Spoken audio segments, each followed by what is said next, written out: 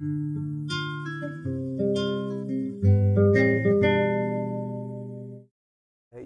matter what, it's difficult not to get pushed into those boxes, isn't it? You know, because we just think sometimes that somebody else knows the way that we should go.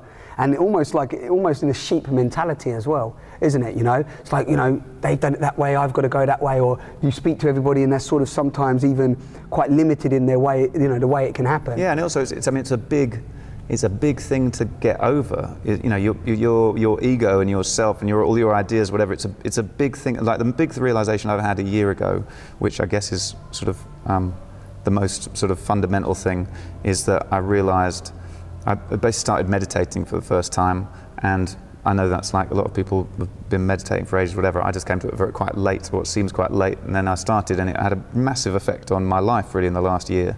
And I started doing that, and then a few days after starting doing that, I played from this place. I finally was playing from actually here. I finally felt like I'd arrived. The race was over, and I was here, and I felt like I was, and I realized, oh yeah, well these things like, you know, 20,000 people in the audience, or winning Grammys, or doing all these things that you sort of think that you want to show everyone that you've achieved something. I was like, no, that's not what I wanted. I just wanted to get here. I wanted to come from this place where all the artists I love sort of have come from, and feel actually like I've arrived in myself and I'm playing. And I had this massive realization, which was like, oh right, all you need to do is stay in this place and everything will come to you.